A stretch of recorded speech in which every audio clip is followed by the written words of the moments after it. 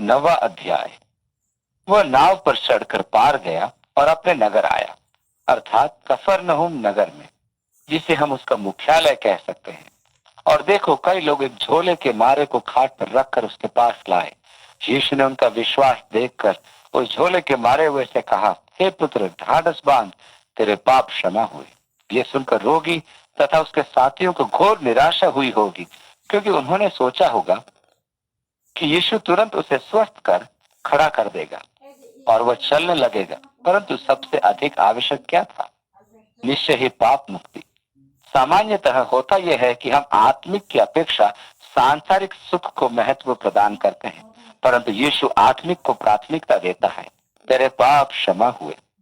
और देखो, कई शास्त्रियों ने सोचा, यह तो परमेश्वर की निंदा करता है।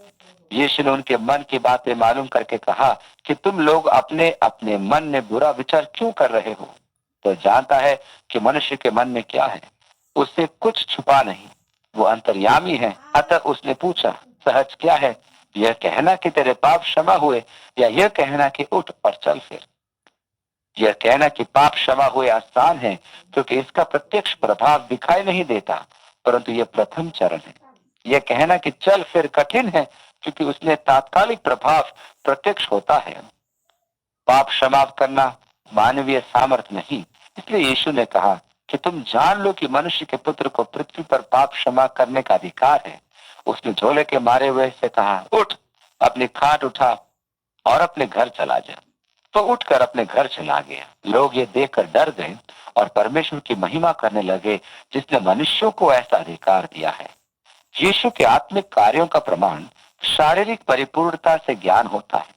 यीशु ने कहा कि हमारे कार्य स्वर्गवासी परमेश्वर को महिमान्वित करें। यीशु के कार्यों द्वारा लोग परमेश्वर की महिमा करने लगे। 9वीं आयत। वहां से आगे बढ़कर यीशु ने मत्ती नाम एक व्यक्ति को महसूल की चौकी पर बैठे देखा और उससे कहा, मेरे पीछे हो ले। वह उठकर उसके पीछे हो लिया, और जब वो घर में भोजन करने बैठा तो बहुतेरे महसूल लेने वाले और पापी आकर यीशु और उसके चेलों के साथ खाने बैठे। कफरनहूम में एक चुंगी चौकी स्थापित की गई थी, क्योंकि गोलान और गलील सागर परिवेश में उत्तरी ओर से घाटी के मार्ग द्वारा आने वाले व्यापारियों से कर वसूल किया जाए। मत्ती उस क्षेत्र का कर अधिकारी था।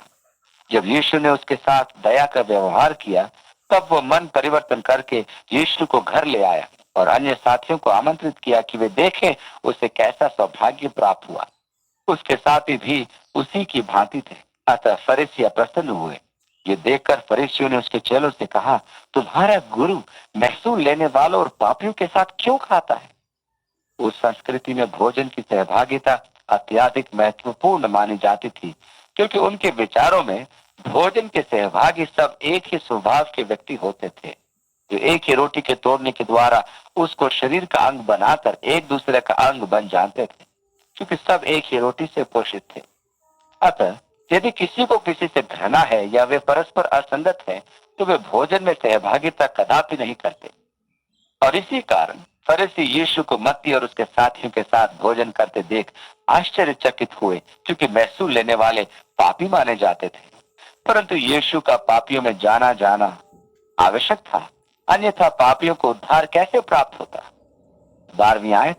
फरीसियों ने अपनी प्रथा के अनुसार यीशु के शिष्य से प्रश्न किया और यीशु से उचित उत्तर प्राप्त किया कि वैद्य भले चंगे को नहीं वरन बीमारों को आवश्यक है। तो तुम जाकर इसका अर्थ सीख लो कि मैं बलिदान नहीं परंतु दया चाहता हूँ। होशे की पुस्तक उसके 6 अध्याय की 6 आयत में यह परमेश्वर की वाणी है, जिसकी और यीशु उनका ध्यान आकर्षित करके कहता है कि वे उचित अध्ययन करें। 13वीं आयत। क्योंकि मैं धर्मियों को नहीं परंतु पापियों को बुलाने आया हूँ। तब यूहन्ना के चेलों ने उसके पास आकर कहा, क्या कारण है कि हम और फरीसी इतना उपवास करते हैं पर तेरे चेले उपवास नहीं करते? यीशु ने उनसे कहा कि क्या जब दुल्हा साथ है बाराती क्या शोक कर सकते हैं?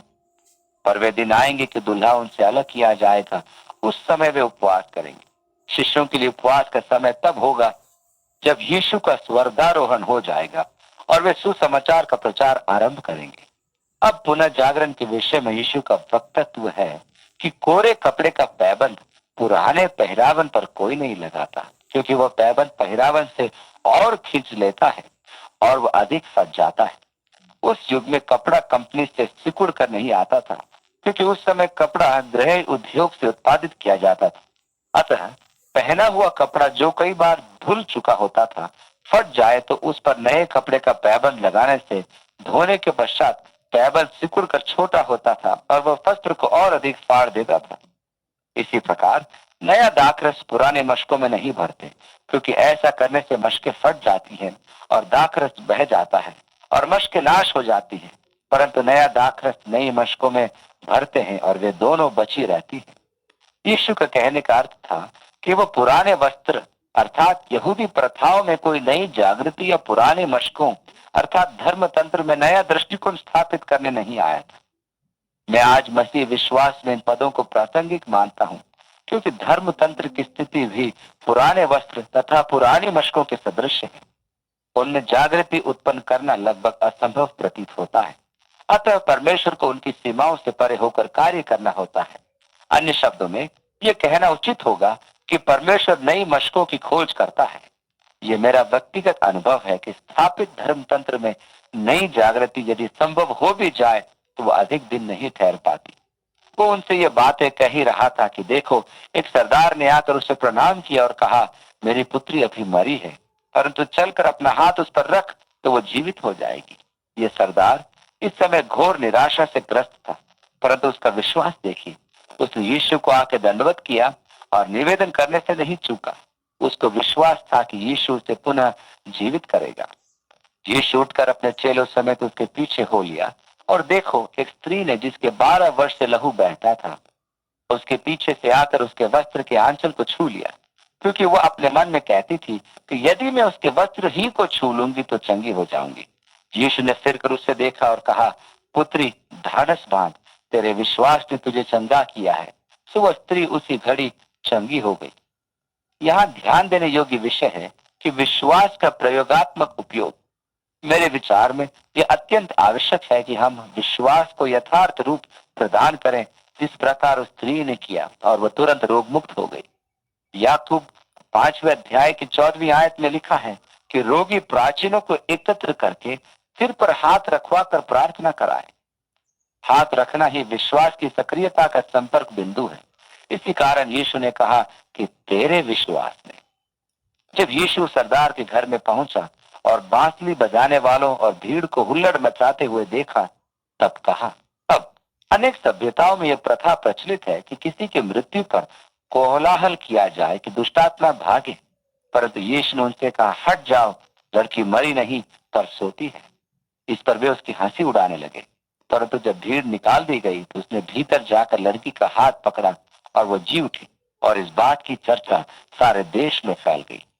जब यीशु वहां से आगे बढ़ा तो 2 अंधे उसके पीछे ये पुकारते हुए चले कि हे दाऊद के संतान, हम पर दया कर। जब वह घर में पहुंचा तो वे अंधे उसके पास आए और यीशु ने उनसे कहा, क्या तुम्हें विश्वास है कि मैं ये कर सकता हूँ? उन्होंने उससे कहा, हाँ प्रभु। तब उसने उनकी आंखें छूकर कहा, तुम्हारे विश्वास के अनुसार तुम्हारे लिए हो। और उनकी आंखें खुल गई और यीशु ने उन्हें चिताकर कहा, सावधान, कोई इस बात को न जाने। पर उन्होंने निकलकर सारे देश में उसका यश फैला दिया। जब वे बाहर जा रहे थे तो देखो, लोग एक गूंगे को जिसमें दुष्टात्मा थी उसके पास लाए, और जब दुष्टात्मा निकाल दी गई तो गूंगा बोलने लगा। और भीड़ ने अचंभा करके कहा कि इस्राएल में ऐसा कभी नहीं देखा गया। परंतु फरीसियों ने कहा, यह तो दुष्टात्माओं के सरदार की सहायता से दुष्टात्माओं को निकालता है। इसे ध्यान में रखिए, क्योंकि हम अग्रिम गद्यांश में अक्षम्य पाप के विवेचन के समय इस पर भी मनन करेंगे। आगे लिखा है, और यीशु सब नगर और गांव में फिरता रहा और उनके सभाओं में उपदेश करता और राज्य का सुसमाचार प्रचार करता और हर प्रकार की बीमारी और दुर्बलता को दूर करता रहा। जब उसने भीड़ को देखा तो उसको लोगों पर तरस आया, क्योंकि वे उन भेड़ों की नाई जिनका कोई रखवाला न हो, व्याकुल और भटके हुए से थे। तब उसने अपने चेलों से कहा, पके खेत तो बहुत है पर मजदूर थोड़े हैं, इसलिए खेत के स्वामी से विनती करो कि वह अपने खेत काटने के लिए मजदूर भेज दे। यहाँ ध्यान देने योग्य विषय यह है कि यीशु किसी पद्धति विशेष से बंधा नहीं था। आज हम स्वयं को विधि पालक घोषित करते हुए परमेश्वर को भी एक तंत्र में बांधना चाहते हैं। हमारे विचारों में यदि कोई विधि एक बार सफल हो जाती है तो हमें उसे सिद्धांत बना देना चाहिए, ऐसा हम सोचते हैं। इसका कारण है कि हम परमेश्वर के कार्यों की अपेक्षा स्वयं को अधिक महत्व देते हैं। परंतु यीशु के पास ऐसा कोई चमत्कार प्रदर्शन का सूत्र नहीं था। उसके कार्यों में विविधता थी, क्योंकि मनुष्य की आवश्यकताएं भी विविध होती हैं। मैं परमेश्वर का आभारी हूँ कि वह मुझे तथा प्रत्येक विश्वासी के साथ उसकी आवश्यकता तथा व्यक्तिगत जरूरत के अनुरूप व्यवहार करता है। अतः परमेश्वर को किसी विधि विशेष में सीमित करना अनुचित है। स्मरण कीजिए कि यीशु ने 10 कोढ़ियों से मात्र यही कहा, जाकर याजक को दिखाओ। अब यदि अध्याय 8 और उसके दूसरे पद का कोढ़ी उन 10 से भेंट करे और कहे कि मैं उस वर्ग का हूं जिसे यीशु ने स्पर्श किया, अतः तो मुझसे पृथक हो जाओ, तो वे 10 कहेंगे कि हमारा वर्ग शोधित वर्ग है। इस प्रकार 2 कलीसियाओं का निर्माण हो सकता है। जी हाँ, परमेश्वर के विविध कार्यों के लिए पर्याप्त स्थान है, वरन इतना अधिक कि प्रत्येक जन के लिए विविधता। हम परमेश्वर को सीमित कदापि न करें। परमेश्वर आपके साथ आपकी आवश्यकता एवं व्यक्तित्व के अनुरूप व्यवहार करेगा। अतः किसी अन्य के साथ परमेश्वर के व्यवहार की यथावत कामना नहीं कीजिए।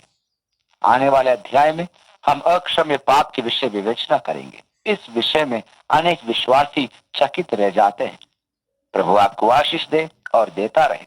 आपके जीवन पर परमेश्वर का हाथ उठा हो। आप परमेश्वर के सामर्थ्य अपने जीवन में विशेष रूप से सक्रिय पाए। आप मसीह यीशु में होकर प्रत्येक क्षेत्र में समृद्ध हो। आप प्रभु की घनिष्ठता के कारण जीवन के हर पहलू में उन्नति का अनुभव करें। यीशु के नाम में आमीन।